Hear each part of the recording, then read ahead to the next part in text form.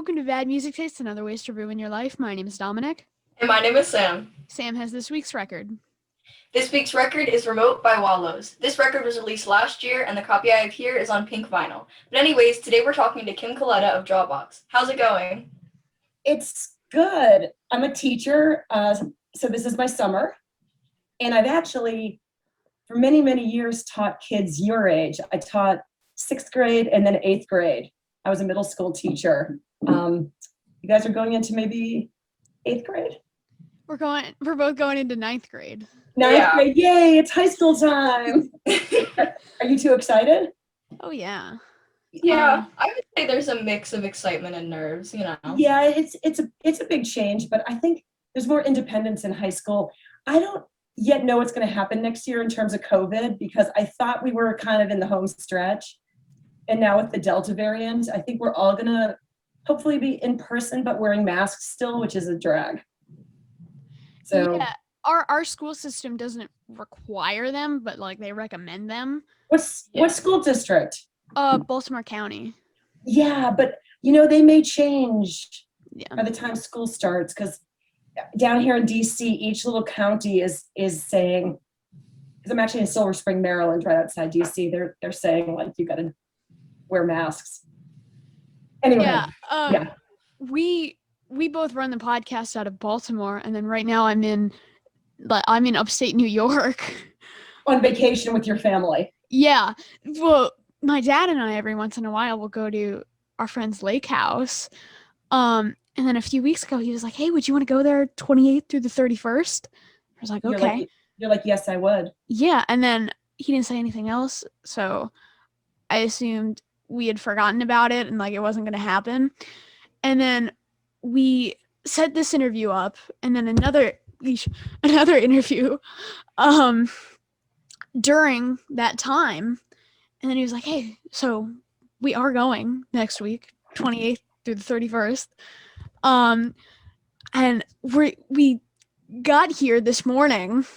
Originally we were going to leave like 10ish, but it's like a 4-hour drive, and then we wanted some like time to get ready for this. So we left at like 6 a.m. Oh, so you're a teenager. So what you're saying by this story is like, I'm really tired right now. No, not necessarily. You seem like you both have a lot of energy, and so do I. I always have. But I know kids your age, if you choose, I don't think any of you choose to get up at 6 a.m. No, but like it's not a problem. Oh, Sam, you do? I think I might be like the only one, because I'm also a person that can't really sleep at night. So I'll stay up until like 1 and then be like, okay, so my body woke me up at 7 or 6, and it just... All right.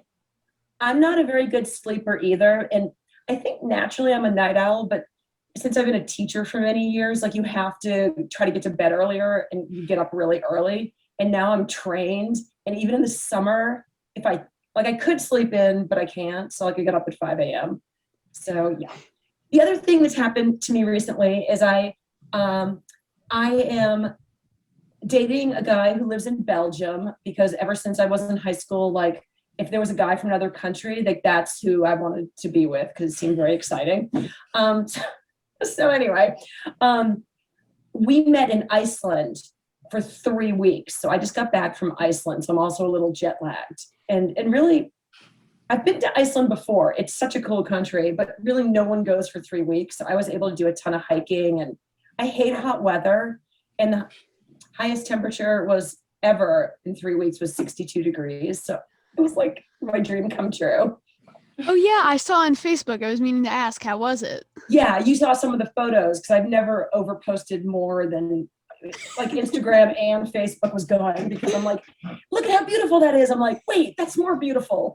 It was just cool. You know, I'm a science geek amongst many things, and it's just a really active geothermal volcanic place, and things are happening.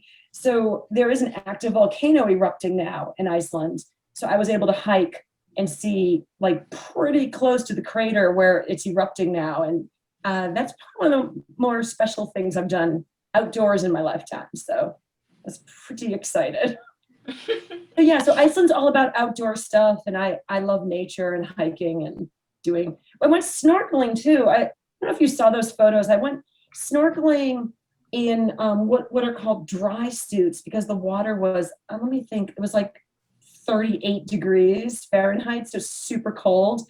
And it's between the two tectonic plates that divide Iceland. So on one side is the Eurasian tectonic plate, and the other side is the North American. And it's the only place in the world where the tectonic plates are pulling apart. So Iceland's actually getting 2 centimeters bigger each year. And so the Silfra, it divides these. It's a little body of water, and it's some of the clearest water in the world. You can see almost 200 feet. And oh my God, it was like being in a magical land. Like I had this like bulky suit on, and so you didn't get hypothermia. And then I stuck my face in the water, and it was just like this whole other world. It was pretty mind blowing. So yeah, I did some adventurous things in Iceland.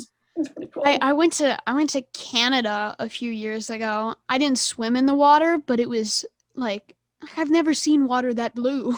There's the other place, Canada has some beautiful water. The other place, Crater Lake in Oregon. You're young, so you have plenty of time to get to all these places. Has really like that bright blue water and just spectacular.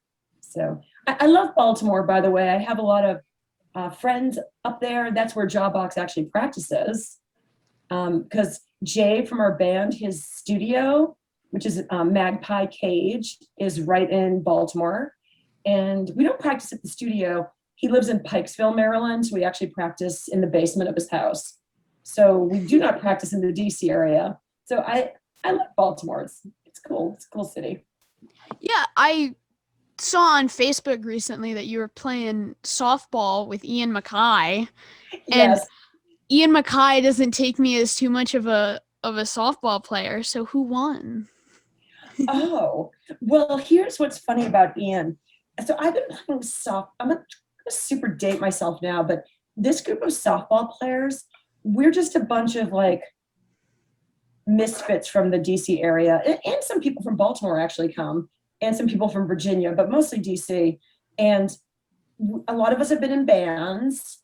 So I've been playing softball with Ian for like 25 years, which is insanity. And it's just a pickup game. And we do actually keep score. So we aren't in a league or anything. We just pick teams so they're kind of even. So they're different every Tuesday night. And Ian always says he doesn't care about winning. He's like, I just want it to be a tie game. And he's a liar. Ian totally wants to win. He doesn't want it to be a tie game at all. So I've known Ian a long time because I came to DC because I went to Georgetown University and because the music scene was really good, but don't tell my parents that. Because I was like, oh, I'm from the Boston kind of New Hampshire area originally. I'm like, oh, I want to get out of New Hampshire. It's so super boring. Where's there a great music scene? I'm like, oh yeah, DC. So I kind of reverse engineered my college decision, I think, a little bit. But anyway, I met Ian early on, and after I graduated, that's when I started Jawbox.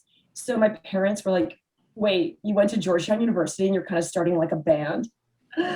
And yes, I started Jawbox when I was really young. And then I worked at Discord between tours for many, many years. That's how Ian and I know each other. And it was such a cool time of my life, like super fun.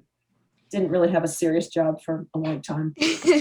We talked to Ian a couple of months ago, and it was that guy can talk. Oh yeah. Yeah. It was amazing. Yeah, he's a storyteller. Yeah, and it's like, how does he just remember these things? You Well, know? one of the things about Ian is he has a great brain, but beyond that, I believe he journaled and I believe he actually did keep kind of diaries. And I really regret not doing that because I remember a lot, but there's so many little nuances and details that just funny things that happened, especially in our early days, like when we were making like no money and sleeping on people's couches or floors. And some of the shows were crazy. But I wish I'd done that. But Ian also just remembers, and so do I. I'm a storyteller too, but yeah, Ian can it's cool that you've talked to Ian. Oh yeah. I feel like when I hear like a 13 or you guys are both 13 or 14 now, maybe 14. 14. When I hear 14-year-olds want to interview me, I'm like, yeah, sign me up for that, because I don't know, it's unusual. Like, we can't deny you. Like, yeah, that's a reaction of a lot of the time, and it's like I feel like if we didn't say, "Hey, we're both 14," we wouldn't get a lot of the interviews that we get. Yeah. I want to be honest with you. I don't think you would, because I get a lot of interview requests. Right. And I can't always do them all, especially if it's the school year and I'm like grading students' bad writing or whatever. Because your generation can't write at all. No, I'm generalizing. I bet you two are awesome writers. We wrote these questions. Yeah. Oh, good job, A+. No, I do. I have been teaching a while, and I've noticed the writing quality getting like a little worse every year. And I have to. I teach it in all boys school, and some of them write like their text messaging, and I'm like, no. Anyway, I don't like to generalize across generations, but I have seen a slight decline in the writing. But yeah, so I get a lot of interview requests, and I try to do them all, but sometimes I have to postpone them or, whatever. But I was like, they're young. I'm going to do this. Like, what is this all about? Yeah, I think that being one of the standout factors definitely helps. Yeah, I think we get little kid points. Yeah, you get little kid points, although you're very well spoken. And my son is 19, and you might be more mature than him. He won't hear this, so I can say things like that. Because he doesn't care that I'm in a band, because he listens to really cool like underground rap and hip hop.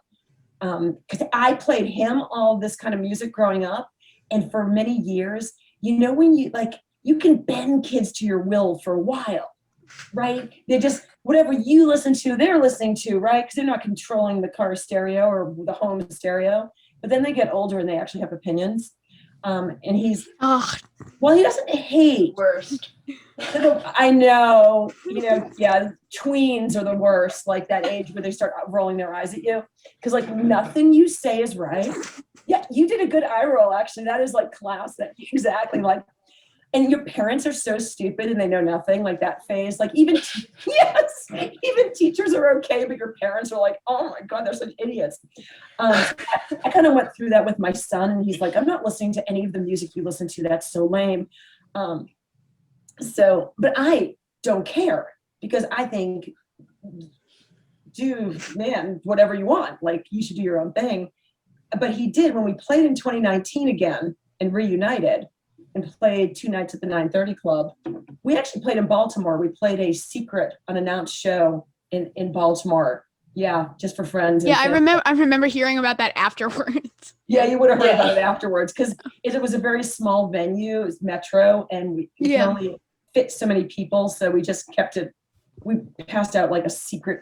Normally we wouldn't do this. It was a warm-up show because we hadn't played in so many years, so we wanted something lower pressure than like these big stages. Like before 930 Club in DC, better to play a sweet Baltimore venue where people love us, like they're our friends. So we did that. But Nick, my son, came to the show in DC, and so my ex-husband, his dad, Bill, is in the band. You may or may not have known that. You probably didn't. And so he saw us play, and we're really active on stage. Like we're kind of maniacs, especially me, maybe, and his dad too. But in real life, his dad is like I'm really hyper, and everyone knows that about me. But his dad is like really stoic and put together and kind of reserved. And he's like rolling around on the stage playing. And so when I said, Nick, what'd you think? He goes, well, I expected you to be a maniac, but Dad? That's it's like those moments in like your lives where you realize, oh, our parents actually have a rich adult life beyond just being a parent. Yeah, because for a long time, they just take care of you, right? And you know them as your parent. You also probably know what they do for work and maybe what some of their hobbies are, but you don't, how can I say this, care that much. You don't care that much, and that's normal. And I remember finding out later my mother had done all these really cool feminist things that I didn't really know about growing up. And it was pretty special learning about like her kind of separate from being a mom side, because every parent has that, right? They had a life before you two, and yes, when you leave for college or whatever, wherever you go, they'll have a life after you. Don't worry, you can always go home and visit. I feel like our parents are going to listen to this and just be in the comments like, yes, exactly. What she said. Oh, and it's funny. Sam's mom is always in the comments. If you read the comments, look for Jennifer Morris every interview. I love Shout out to my mom. I love that though, because that shows your parents like are proud of what you're doing, because so many young people now are consumers, not producers. They're just taking it all in. Like their phone is an extension of their arm, right? Like if you take it away, there's like it's like really bad. I know, because my son didn't have his phone for a few weeks. It's a long story, and it was very traumatic for him. You get it. So a lot of people consume, like we're just watching like YouTube videos and like whatever. But I love when younger people produce like you're doing. So what you're seeing, Sam, is your mom responding to that, right? It's like you're a maker. You don't just take it in. You're giving it out to the world too. And when you do things like that at a young age, like it makes parents understand my kid has it together, because it's more about this than like, oh, they'll hate this part, but like, because I'm a teacher, a lot of parents are very grade obsessed. Like they equate grades with success. But really, I always want to I'd rather see a bunch of B's and a really well-adjusted kid who has other interests and isn't anxious or has anxiety. So a lot of kids have anxiety these days because their parents put all this pressure on them, especially from the areas like the DC area. I mean, it might be a little less, well, there's that in Baltimore too, for sure. There's some private schools that, put a lot of pressure, whatever. So do elite public high schools too. So you know what I'm talking about, right? Yeah, I was going to say, I'm probably complimenting my parents with this one, but I think like I'm a full, and this isn't like a compliment to myself. If anything, it's an insult. I'm like a full type A personality. So all that anxiety. I am too, friend, so I know you. Yeah. I put it on myself. Yeah. So like with grades, I'm like, like that was like a 9.5 out of 10, not a 10 out of 10. And I like, you're one of those that, and your parents would probably support you dialing it back, actually, right? Like there's that kind of parent too, which I really admire. I too was a pleaser and a type A student and a straight A student. But it's odd, like after college, like none of that really, not that it doesn't matter, but it has less impact, and my son was not like that. My son, super intelligent, very funny, sarcastic. I remember him coming to me, he must have been, I don't know, maybe in 6th grade, maybe even 5th grade. And he announced, why would I work 100 hours for an A if I can work 10 hours and get a B and just do everything I enjoy? And at first I was super irritated with him as a teacher and mom and whatever. But then I'm like, I never admitted it to him, but it's true though. Like there's such a thing as the good enough child. Like, we don't need to conquer every mountain by age 14. And there's balance, right? Like we talk about work-life balance as adults, but there's such a thing as like student life balance. I really believe in that, but not the kind of thing. I'm not talking about like now we practice violin for 30 hours a week. Not that, but just doing things like this that you're passionate about. Like I'm really into that. Do you see how you haven't asked a single one of your questions? Because I'm just like, got one. Yeah. You're making this easy for us. We just have to keep talking. Like, yeah. Well, I find it very interesting to just have a conversation with people, but I'm going to answer your questions for sure as well. We were setting up another interview, and then we were like, hey, like, do you want to do an interview? And then they were like, I'd love to, but I'm a very talkative person. We were like, awesome. You're like, yay. Makes it easier on us.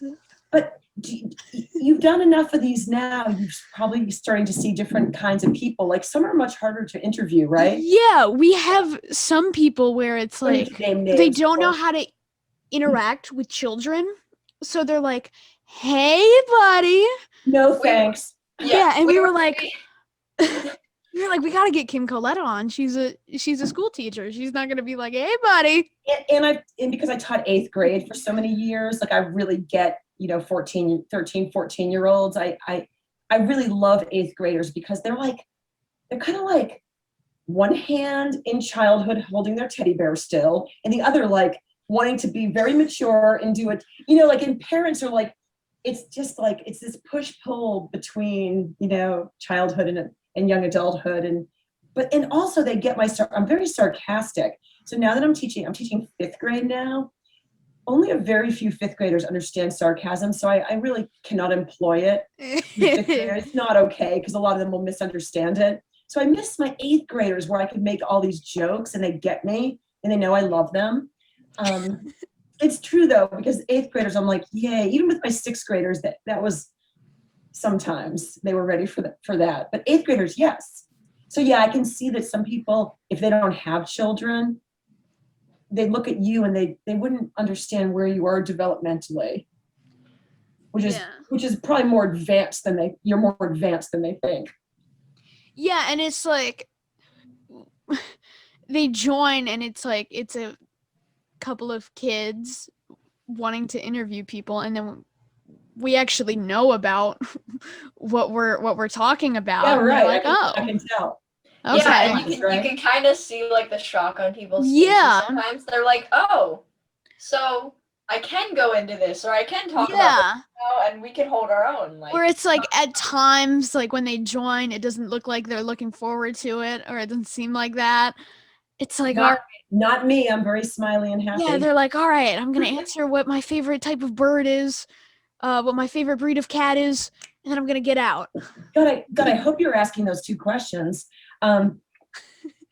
Joking, but you could ask those questions. That would be the first time ever in an interview someone asked what my favorite bird is. And by the way, it's a peregrine falcon. That's my spirit animal. I was just gonna say that. That's my favorite bird. Damn, I see you. And we talked to Keith Morris not too long ago, and at the very end we were like, when is a banana the tastiest? How ripe does it have to be? Oh, we're like, what is your favorite color? I actually love the banana question because I'm super picky about my bananas because there's a moment of like perfect banana.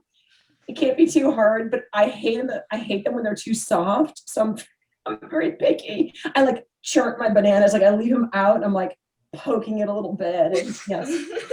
So it's the between banana. It's the medium banana for me. He said when there's a scoop of strawberry ice cream, vanilla ice cream, and chocolate ice cream on top. Fun fact, I don't like ice cream.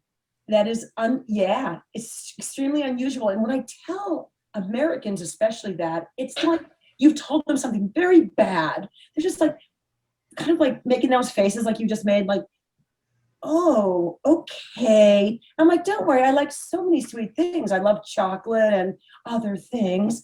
But I don't know what it is, something with the coldness of it. I just don't like it. Yeah. So, I want my banana just in my yogurt, not with scoops of ice cream. See, like, then I think even with the ice cream, it goes back to it has to be a certain ripeness. Because I think once the peel starts getting yellow, like, it's go time. Like, it can't be green. Yeah. You can't be like waiting until it's brown. Yeah. Some people like it like that, though. I only wait till they're brown. I'm making like banana bread. Banana bread. But I don't know how people can eat them when they're like mush. I don't like bananas in general.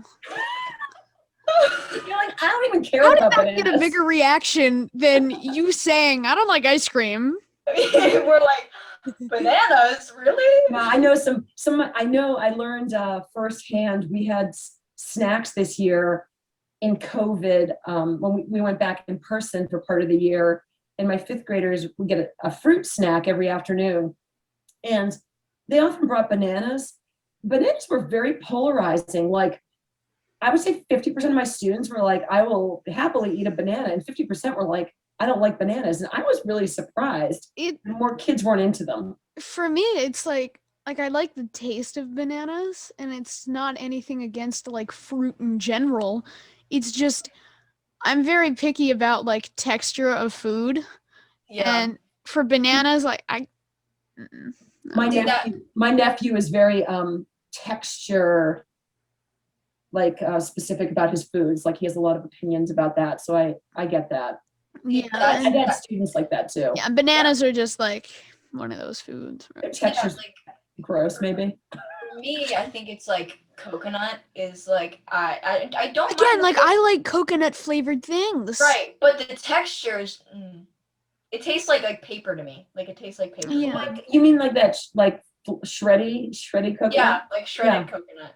Yeah, it kind of does. It feels like you're chewing paper after a while. Huh. And you're like, I don't eat coconut very often. Like maybe when I bake something, I put a handful in my mouth. It's not something Like like I don't eat coconut by itself. I like almond joys, which I get a lot of shit for. Why? I don't know. My People don't like almond joys. What my mom found recently, because she found almonds, but they're in like coconut coating. So it's like an almond joy without the chocolate. And I tried them, and I was like, that's delicious. That's something you get at Trader Joe's. Yeah. Is it from Trader Joe's? We got them from Wise, but I mean, that's kind of the same thing. It's kind of, yeah. It just Almond sounds like joy something. without the chocolate is like iced water without the water. Well, I'd let you two fight that one out. But I like my son likes almond joys. He wouldn't like trade those away at Halloween. He would keep those. Yeah, that, and have you ever had Heath bars? Love Heath bars. A lot of people don't like those. All those people are wrong. Yeah. Yeah. It's the same sort of people that put in mustard on their Iceland, burgers. I actually make toffee from scratch sometimes. I don't have a lot of time for cooking and baking these days, but so good. So good. And Iceland has really good chocolate. So I had the Iceland equivalent of Heath bars. Like in Europe, they're called dime bars, like DAIM. They're not Icelandic, but you can find them more readily in Europe, and they're even better than Heath bars because the chocolate they're robed in is like even better quality. I'm actually like my mouth is watering right now talking about these. Yeah. Okay. On the topic of food, this is my Look first at you with time your like drinking hipster. This is my first time drinking a Mexican Coca-Cola. So my son turned me on to Mexican Coca-Cola with like pure cane sugar, right? It tastes like Coca-Cola to me. That's the thing. It's not a thing. I just like the bottles. I mean, I was gonna say the bottle's I'm super a sucker cool. for glass bottles. Yeah, you shouldn't drink soda. Yeah, I could be like your parents. Yeah, Are you drinking coffee? I'm drinking coffee. You're an early adopter of coffee. And it's we both are. Yeah. I love that mug. You drink coffee too? Yeah. I'm not sure the two of you need much caffeine. You seem highly energetic to me. Just saying. I don't think we do. No. Yeah. No. I actually love coffee so much. I guess I didn't start drinking until college, but I love it. I can't drink it this time of day though. It's too late in the day for me. Yeah. Okay, but I have a question. Are you more of an iced coffee person or a hot coffee person? Depends on what time of year it is. I hate the hot weather, so I've been drinking some iced coffee this summer, but I would always choose hot over cold if I could choose. Like I'd rather have it hot. For me, it depends on like where I am. If I'm just home, then I would want a cold coffee. If I'm like getting coffee somewhere, then I have to get a hot coffee because cold coffee at places, I don't put ice in cold coffee. You just chill it. Yeah, I drink like cold brew and stuff. So when I'm home, like I hate ice in coffee. Because it dilutes it. And so when I'm home, I'll drink iced coffee because I don't put ice in it. But restaurants, like you go to Starbucks and you get something like that, they always put ice in it. Like I hate that. And you can say like no ice, but at the same time, it's not going to be a thing. Interesting. Yeah. Interesting. So plus when I go places, I think that hot coffee is just better than. I think I'm quite the opposite. I'm hot for iced coffee, yeah. And hot coffee. I don't really care about it. I mean, I mean, I don't care what. First, the banana I like discussion. coffee. I just don't care if it's iced or hot. Just like coffee. It's all good. It's all good. That was one of the worst things I've And ever I'm seen. now I'm really curious. Lay a question on me because I'm now really curious what your actual questions are because you two have interesting brains. Okay, I was watching another interview that you did, drummers me. interview bass players. Oh, that's my good friend Jeff. He's super cool. I loved Yeah. hearing your take on playing shorter sets. So why did you prefer playing shorter sets? Was it just a matter of Yeah. bored for a while? Well, I'd like to play them only because when I see bands, I prefer shorter sets. I think there's such a thing as like it's called curating something, right? So like you're trying to take things away, not just keep adding crap to the pile. So I feel like if you play for 45 minutes, even as a headliner, and it's just tight and well constructed set list, I love seeing that. I don't really want to see a band play for 2.5 hours. But on the other hand, I hardly ever go to huge shows. I've just always liked very obscure bands. So I'm not like at a Red Hot Chili Pepper show at a stadium. That's the kind of band who's going to play like for 2.5 hours. But I will say on this last tour, because we headlined and things have changed in the music industry, as a headliner at these bigger clubs, they wanted a 90-minute set, right? So that's double. And people really did want to see that because they wanted to hear songs from all 4 of our records. And there's a lot of songs. And it's exhausting for one, because you give so much out. Like I'm not just standing there on stage. Like you're mentally putting stuff out to the audience. You're trying to connect with other band members. And it's just like there's hot lights on you and you're moving around. And it doesn't matter whether I was like 20 or my age now. It's intense. So yeah, shorter sets. If I go see a bunch of bands, like get in, get out, and kick ass. Like I don't need to see it. So that's how I feel about that. I agree, and I think I just bring back the old statement of like quality over quantity, because you can play like 45 minutes of really good songs on a set, or like 90 minutes of like okay. You just keep playing and playing. Right, like I'll prefer the 45 minutes because you got everything in and did it well. I feel like most people do, but yet again, it's mostly really giant bands that are required to play for hours on end. And I have been to a few of those shows, and even my most favorite artist, I'm like dying. I'm just like looking at my watch. I'm like, oh my God, like it's so long. Even this, when I was younger, I was like this. I just got really restless. I don't know. Yeah, I feel like, so like one of my favorite bands is The Descendants. If I'm going to see The Descendants, I feel like an hour and a half is like perfect. They play a pretty intense, energetic set too. Yeah. So like hour to an hour and a half. Yep. But then again, just seeing The Descendants is special. Makes you very happy. Right. Yeah. Good musicians. Which we're going to see them next week. By the time this comes out, you're so excited. It'll probably already happen. Yeah. You're so excited. Where's that show gonna be? MeQ Pavilion in Baltimore. I don't know that one. Oh, it's a big place. They're opening for Rise Against. Okay, so that's just a big show. Yeah. It'll be fun though. I mean, I'm excited. We've attended like a couple small things, but I mean, this will be the first like bigger, I guess. I want to say post-COVID, but we aren't in a post-COVID world. And I think see your shows while you can, because it may get all down again. I don't know. Less COVID? No. Less COVID times, except now the cases are rising. I don't know. It sucks. I'm crossing my fingers that we have a couple shows that we're scheduled to see in like the fall and winter. Yeah. And I always prefer those shows. I like fall the most in general, but I'm just hoping. Me too. Fall's my Those favorite. are small little like club shows, which makes me worried. The Descendants show is at a huge place and it's outdoors. Oh no! So when I hear pavilion, I think safe. Pretty safe. Yeah, but like you hear the auto bar and it kind of. Yeah, that's right. Small.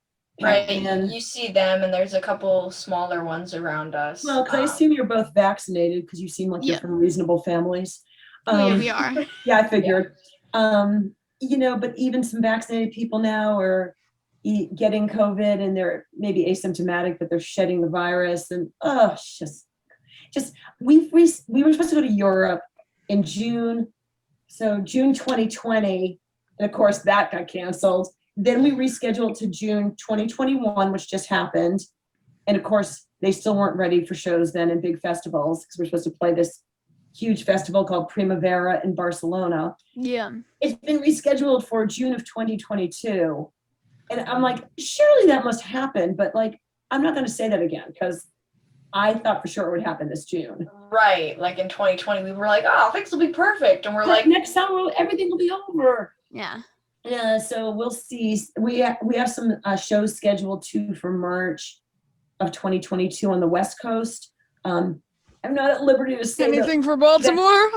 No, nothing Baltimore-ish yet. But I'm not at liberty to say who we're playing with on the West Coast yet because it hasn't been announced. There's rules that have to be followed. But it's cool. It's going to be a cool tour. It's with a band we toured with in the past, so excited about it. But kind of speaking about announcing things before, the Olympics. I love the Olympics. Boy. Okay, I love the Olympics. I love the Olympics since I was a little kid. I'm like an X Games Olympics kind of person. Like Yeah. I like weird sports and X Games sports. I usually binge watch more Olympics than I did this time, but I did watch the skateboarding because I was very excited. I have a good friend who was in Denver who is a commentator at the ESPN and does X Games, and he's out in Tokyo, and skateboarding is his sport. And just to hear him commentating was so cool, and just see like 13-year-olds winning gold medals and skating. Oh yeah. Oh, that was amazing. Yeah, and I'm a skateboarder, so it was a lot of fun to watch. My son skates as well. Super cool. I have a longboard and I have skated on the longboard, but that is all I do. Yeah. But I'm looking forward to them like skating bowls and ramps and transition. Well, yeah, I think it'll all come in time. Yeah, right? They're doing that next week. Next week, okay, yeah. But then they were doing street skating that time. It just gets boring doing it. I don't know. Yeah. The other thing is, I do believe it's called street skating for a reason. Like it was started in a really punk rock kind of fashion. And, it's always with mixed feelings when these things grow in their corporate and their, right. In the Olympics. It's just weird. But I'm also proud that people can make a living this way. So I have mixed feelings about the commodification of the whole thing. But street skating is meant to just probably be on the street. So that's why the bowls and ramps and stuff will be better. Yeah. But sorry. No, I was just going to say, and I kind of tie that back to certain things. So I know earlier you were talking about how you kind of always found interest in, obscure bands. And it's, really bittersweet when you see them get, attraction from, a large group. And you're like, oh, this is so awesome. And then they're playing stadiums and you're like... I can kind of speak to that because it's so interesting because not that Jawbox is the biggest band, but we're far from the smallest band either, right? Yeah. So it's like when we were doing it in the 1990s and got bigger, it's like, I know it was hard for some people who were super punk rockers because you have this feeling, like you just said, Sam, where this belongs to me. Like other people don't know it, yay, because those people are dumb. Whatever is going through your head, right? Like it's something like a little private secret.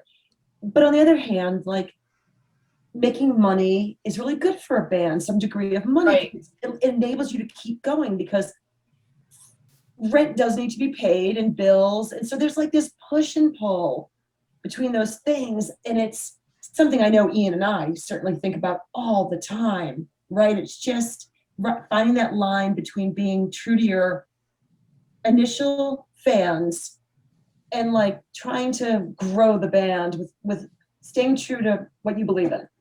So it's not easy, and some bands do it much better than others, more seamlessly, and some are clunky, and maybe, you know, the term sellout is pretty harsh, but some bands do really sell their souls a little bit. Yeah, and like there's this one skateboarder, Andy Anderson, who next week is going to be competing in the Olympics, and like I've been a fan of him for so long, and then I see him going to the Olympics, and it's like, okay, so he's not just the guy that like roams No, down the streets and like does hand plants off of things. no, I know. It's like, oh, he's skating for Powell now. Yep, but and then my other side says, good for you. Good for you. Yeah. You leverage, Yeah, like you leverage skateboarding and you're making a go of it. yeah. You know, because like, what's the alternative? You're like an accountant. I don't know. Like, probably he wouldn't be an accountant, but who knows?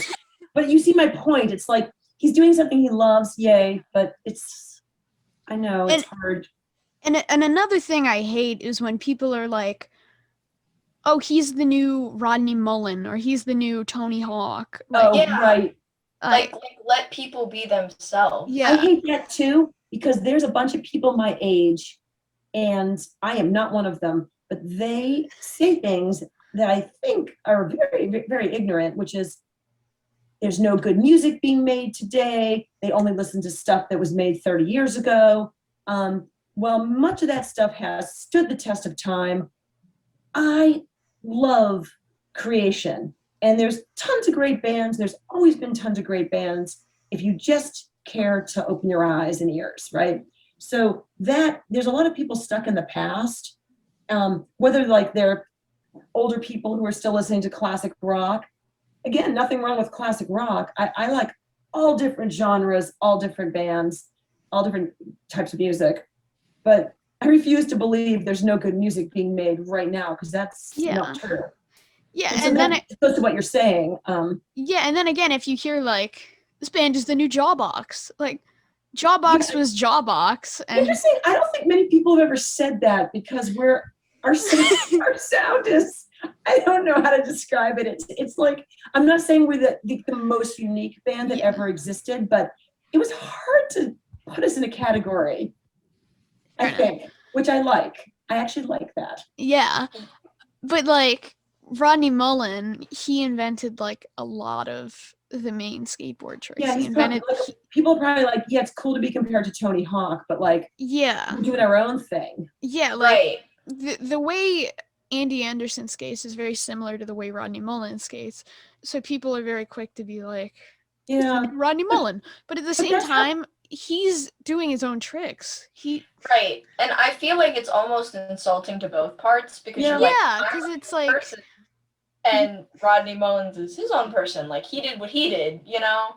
If it makes you feel better, the human brain is really wired to make comparisons.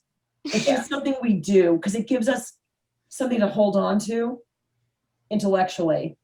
Like, if we can compare this to that, we have a jumping off point for understanding. I don't want to get all like teachery on you, but it's like, I see how it happens, you know, and it's not the greatest thing. I agree with you. It's not, but people are going to do that. Writers are going to do that because it helps people maybe understand. Like, if you like the Descendants, then perhaps you'll like this band. I'm not a super fan either, now that I'm thinking about it. Yeah, like it's one thing to be like, hey, this band, if you like the Descendants, you'll like this band. If you're a fan of this band, you'll like this band. But to be like, they're the new Descendants. That's annoying. Totally annoying. Because like they did their own thing. This band is doing their own thing. Yeah, for sure. Yep. And then to go back to the obscurity thing, I'd like to bring an example from the Olympics. Is everybody's like, hey, did you see that like super awesome soccer game? And I'm like, no, I'm watching synchronized diving. Have you seen those people? Yes, my son was a diver all through high school. He did varsity diving, and he was a gymnast as well, doing tumbling and trampoline. So I'm very familiar. I cannot tell you how hard synchronized diving is. I'm sorry. It is so hard. I like really, the weirder and more obscure the sport, I'm into it. Although I played softball growing up. So like like softball was, I think, in the Olympics, and they took it out of the Olympics, and now it's back in the Olympics. Super weird. But the U.S. played Japan in the final, and they lost. And Japan did this double play that is actually insane. Like, you have to look up Japan Olympic double play and watch the video after this interview, because it's insane what they did. So I like moments like that in the Olympics that are just like super weird. And yes, synchronized diving, I could watch that for hours. I love that. Because like you see the big sports that I guess are more known. You mean women's gymnastics? Right, and then you look into it and you're like, there's so many things that there's just no coverage on. Like, there's so many things that are just, I know, they have to like pick and choose what to put. Although now that there's so many streaming services, you can actually, it's much better than it used to be, where like NBC would decide this is important and all these things we're going to say like in 15 seconds, like what happened, like the highlight reel. It's better now because you can watch online. But it's just so insane. I can't get over it. It was just on one night, and I'm like, I'm not going to change this. I'm going to watch it. They move as one person. From a side angle, you can only see one until they hit the water. I can't tell you how much practice that takes, because I've spent a lot of time at swimming pools watching my son. It's grueling sport, hard. And there's lots of dry land training that has to be done. It's not just on a diving board. They're really in good shape, as you could probably say. Like, really fit. Yeah. Lots of running and lots of like exercising. So. Well, Kim, thank you so much for your time. Oh my God, this was so much fun. Unlike some of your people, I've been really looking forward to this. So I have. I'm like, I looked at my Google Calendar today. I'm like, this is the day of the interview. Like, I'm very excited. So thank you for caring enough to do the interview. Like, I think that is, it's an honor. It really is, like, that you listened to my music and cared enough to do this. So thank you. Well, thank you for caring enough to come. I mean, we appreciate it. Super. You two are awesome. And Sam, I'm going to look for your mom's comments. So you're going to email me email me a link when this thing's up. I love that. Thank you. Cool. Have fun in upstate New York, and enjoy the rest of your summer, and good luck in high school. Thank you. All right. Bye. See ya.